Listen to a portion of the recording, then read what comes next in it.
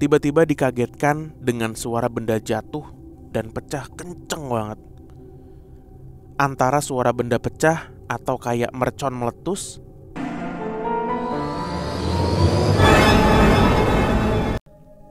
Assalamualaikum warahmatullahi wabarakatuh. Shalom, Om Swastiastu, Namo Buddhaya. salam kebajikan. Selamat datang kembali di YouTube channel Padepokan Malam Kliwon. Yes, Yo. kita kembali lagi nih teman Kliwon, dimanapun teman Kliwon berada.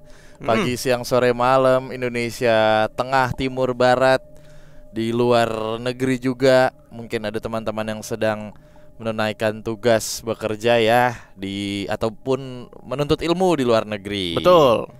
Oke, sebelum kita mulai silahkan langsung skip ke cerita aja kalau tidak ingin mendengarkan salam-salam PMK yang akan kami coba bacakan karena ini adalah mau menjadi tradisi kami lah untuk menyapa teman Kliwon yang sudah setia dengerin, yang sudah setia menemani kita. Ya, udah nge-subscribe juga dan lain-lain ya. Terima kasih. Oke, salam PMK. Hai Bang Bimo dan Bang Danu. Salam dong buat suamiku yang udah sabar ngadepin aku dan bekerja keras untuk bahagiain aku dan anakku. Siap. Juga buat anakku yang baru aja masuk TK, sama nih kayak Mirea. Waduh. Ini dari Triliani Anugrahwati. Waduh. Siap. Salam PMK, Bang, sebut namaku Rivaldi. Saya selalu nunggu PMK update di YouTube ataupun di podcast yang di Spotify. Ngikutin dari 2021 awal. Siap. Oke, dari Rivaldi ya. Tadi juga ada di atas dari Elo Aprilia. Ini dari Cimahi ini. Apa pesannya? Nulis salam aja. Oh, salam. Siap. Oke. Walaupun gak pertama tapi selalu hadir. Sehat selalu buat Bang Bimo, Bang Danu dan tim PMK. Amin. Cuma bisa Laila. Wah, ini main ini nih dia nih. Oh, Mobile Legends. Main Mobile Legends. Dia jadi midliner. Salam PMK dari Cilember, dari Siva Nabila. Curug tuh biasanya Cilember ya. Iya. Terkenalnya. Ada juga Aldi Pratama. Salam buat anakku Keanu Bramasta Pratama dan istriku Yulia. Waduh. Siap. Semangat buat kita pejuang LDM. LDM tuh apa ya? Gua nggak tahu, mungkin LDR harusnya. Typo kali. Sebut ya Bang, biar bisa pamer ke istri dan anak. Dari Aldi tuh. Penggemar dalam diam dari episode masih hitam putih sambil ngudut di YouTube. Oh, ini covernya hitam putih. Ada Rail Fans Daup 1 Cilebut Official. Cakep. Bogor gas terus. Ada Rail Fans. Apa pesannya? Ada nggak? Gitu doang. Oh, gitu doang. Bang, sebutin nama gue Alia. Yang namanya sering berubah panggilannya jadi Alia, Aulia. Oke, Alia. Dari Boyolali. Waduh, ada Sopo, Zona jenenge? Septian RA. Ada Anggi Estiana juga. Ada yang titip salam buat Mbak Menik dari Inaya Gendut. Siap. Mas Yura Putri. Kalau di radio-radio ada lagunya ting ting tang ting ting tang ting ting. Ada lagi manis salam nih dari Bardis Barbijah. Siap. Isinya apa tuh, Bang? 9 hari lalu anaknya ulang tahun tanggal 23 Juli. Oke. Aduh. Alha Nilnamuna Bardisbah. Wah. Namanya tuh ya. Siap. Cimahi ada lagi Rizkyana Agisti. Angki Rizkyana Agisti. Oke. Ciamis juga ada dari Rizka nih. Oke. Segitu dulu ya salam-salam PMK di YouTube video kali ini. Buat teman-teman jangan lupa kita juga ngingetin kalau Padepokan Malam Kliwon itu juga ada podcastnya ya di Spotify. Jadi kalian kalau ngerasa di video ini kurang panjang, kurang puas, bisa langsung visit Spotify Podcast Malam Kliwon. Di situ udah ada 312 episode yang mengudara di sana. Jadi wah, pasti lu puas banget deh di sono. Alright. Oke, kita masuk ke cerita kali ini. Judulnya cukup menarik menurut gue ya. Apa tuh? Telat kasih sajen, judulnya gitu. Waduh, kirain telat bayar pajak. Itu juga menarik sih. Oke, salam sejahtera Mas Bimo dan Mas Danu. Perkenalkan, saya Joe, ini nama samaran. Asli dari Surabaya. Saya samarkan karena saya takut ada teman kantor lama dan atasan saya di kantor lama yang mungkin mendengarkan. Takutnya mengganggu aktivitas mereka di sana. Saya tulis cerita ini saya baru aja kelar maraton PMK yang kedua kali. Ditunggu banget upload-uploadan terbarunya. Cerita kali ini kejadiannya di tahun 2016 akhir, ketika saya masih bekerja di sebuah kantor agensi kreatif di daerah Kota Tua, Jakarta. Waktu itu saya sedang mencari-cari lowongan kerja sebagai desain grafis. Maklum, baru lulus kuliah, jadi saya ingin merantau ke Jakarta. Sampai akhirnya saya menemukan agensi ini dari LinkedIn. Pas ngelihat website agensinya sih, keren banget pastinya. Mulai dari portofolio klien mereka sampai desain websitenya, itu bikin saya pengen banget kerja di sana. Karena saya dari Surabaya, interview kerja waktu itu dilakukan online. Dan singkat cerita, setelah seminggu, saya diterima buat kerja di sana. Karena interview dan kontak dengan atasan di sana selalu online, selama persiapan dan perjalanan pindah ke Jakarta, ekspektasi saya nih kantor kayaknya keren bangunannya. Tapi maaf banget, ketika saya sampai di sana untuk hari pertama kerja, itu benar-benar di luar ekspektasi saya. Kantor ini ada di daerah Kota Tua, di mana bangunannya merupakan rumah tua 2 lantai yang hanya 1 lantainya aja direnovasi jadi kantor. Sedangkan bagian lantai 2, kami sekantor nggak pernah tahu apa isinya, dan nggak ada yang pernah naik ke sana. Yang saya tahu, hanya ada tangga kayu kuno yang kayunya pun saya yakin agak lapuk, dan menuju ke sebuah ruangan tanpa pintu, dan gelap. Gelap banget, walaupun siang hari itu sehingga nggak kelihatan apa-apa. Di hari pertama, selain kenalan dengan anak-anak di divisi kreatif, saya dikenalkan dengan staf admin di kantor ini, yang akhirnya saya jadi deket sama dia karena ngerokok dan makan siang bareng terus. Sebut aja namanya Roni. Di hari pertama, karena load kerjaan belum banyak yang diberikan ke saya akhirnya menggunakan kesempatan ini untuk ngobrol-ngobrol dengan anak-anak kantor di sana, biar lebih dekat dan tahu workflow yang bener di kantor ini gimana. Nah, gak terasa jam menunjukkan pukul 3 sore. Dan si Roni yang ikutan ngobrol dengan saya tiba-tiba nyeletuk. Anjir, udah jam 3. Bentar, gua kelupaan. Saya pun heran dan penasaran. Tapi saya gak gubris dulu saat itu, karena lagi asik ngobrol sama yang lain.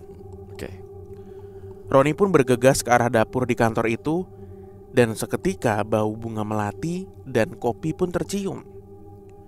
Ternyata dia sedang menyiapkan sesajen yang diletakkan di antara dapur dengan toilet di kantor itu. Jujur saya kaget dan dalam hati mikir, ini kantor kenapa ada ginian ya?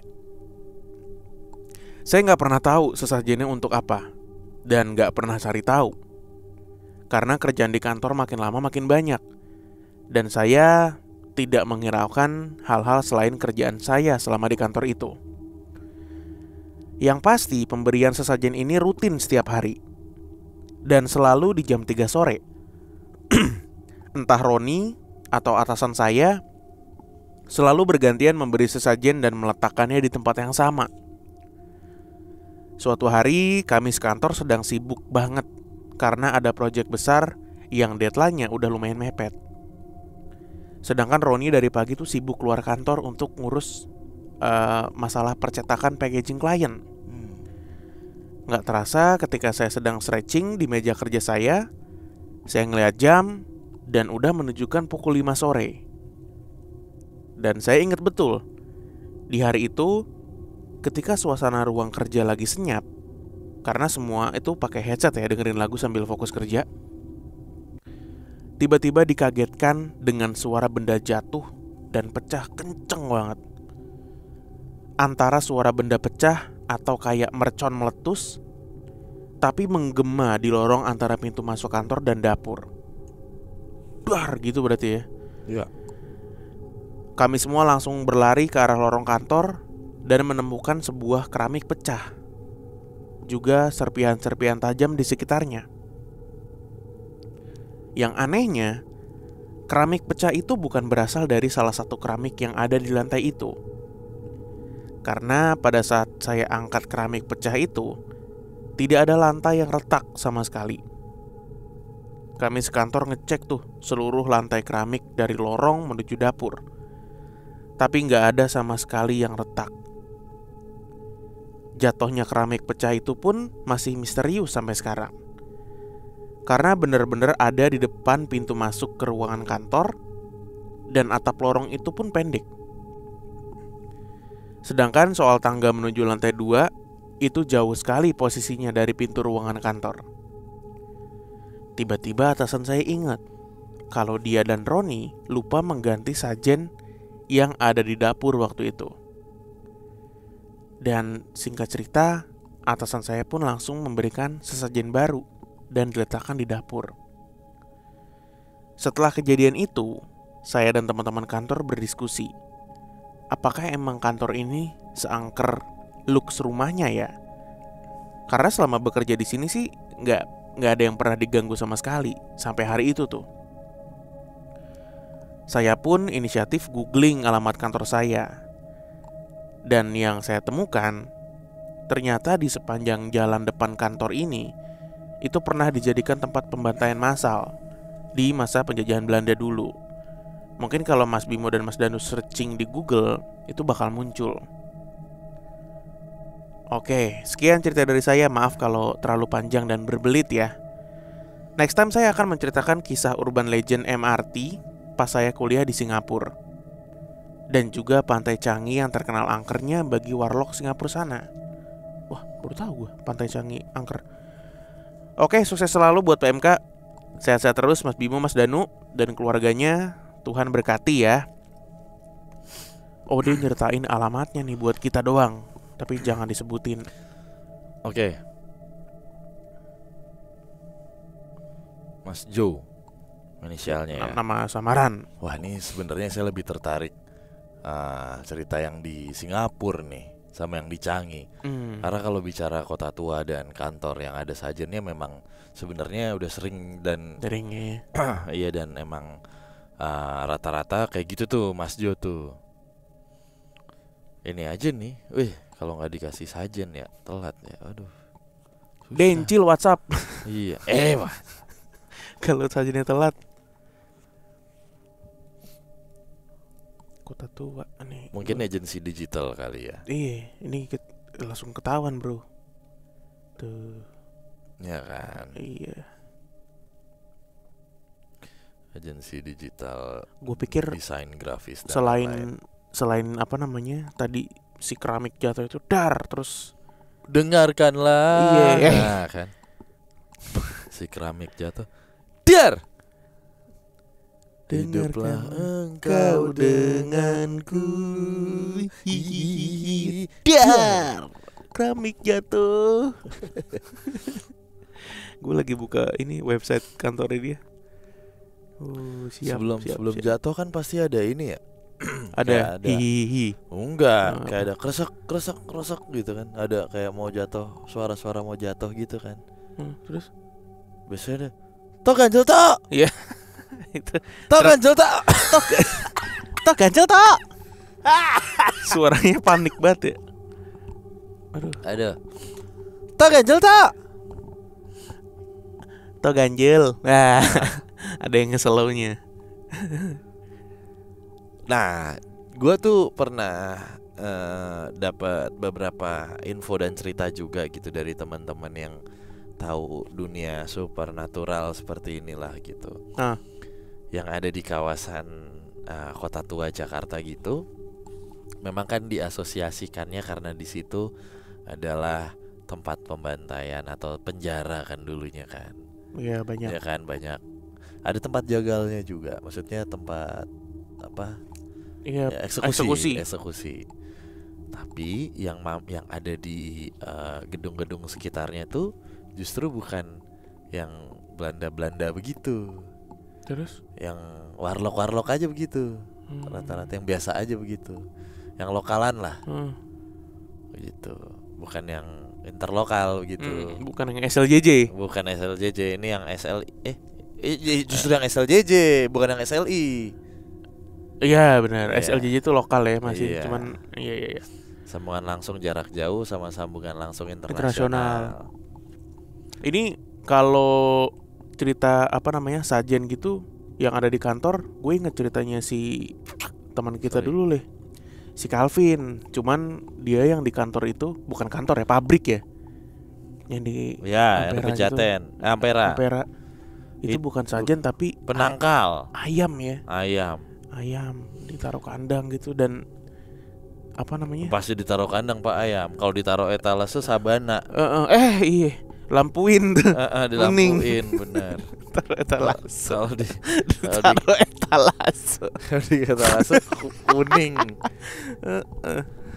Taruh kandang gitu. Terus tiap waktu itu ceritanya kalau nggak salah tiap ini mati ya.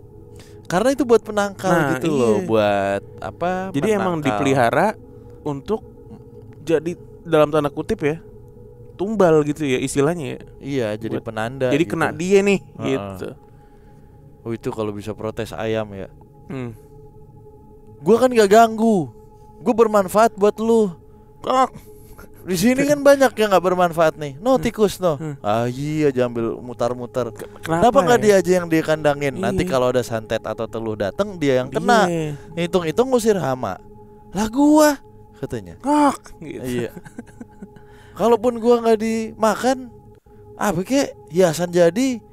Gue tuh ya mau yang putih sampai yang hitam keling mahal. Oh, apalagi yang hitam ya. Mau yang tinggi sampai yang ceper. Sampai yang ceper. Sampai yang lowrider. Ada harganya. Dari yang negeri sampai kampung. Tuh. Ayam loh. Dari atas sampai brutu kemakan bener. Sampai ceker lagi. Dari yang maknanya harfiah sampai yang bukan. Selalu menarik begitu. Enak. Ayam sorry lah kalau yang itulah. Nah, iya, kenapa mesti gua? Kenapa enggak cicak gitu ya? Iya sih. Cicak aja gitu. Cicak tuh ngagetin. Enggak bisa dikandangin cicak, Pak. Oh iya sih. Kalau yang dikandangin STM biasanya. Motor bodong biasanya kalau dikandangin. Iya. Oke, itu tadi cerita dari Mas Joe yang kerja di agensi terus harus ganti sajen di kantornya ya. Iya. Siapa tahu teman Kliwon juga pernah punya pengalaman yang serupa, silakan di kolom komen ditaruh. Ini berarti si yang ganti tuh karyawan lama, karyawan lamanya. Roni sama atasannya. Duh, gak enak banget tuh kalau kayak gitu ya. Kenapa? Punten ya, maksudnya dikasih tanggung jawab untuk sama owner kan pasti kan. Kalau nggak terrealisasi atau skip gitu, dia kan ditunjuk. Ya, makanya. Lu nih, waduh. Oke lah. Oke, kita ketemu lagi di video berikutnya. Jangan lupa di like ya. Bye.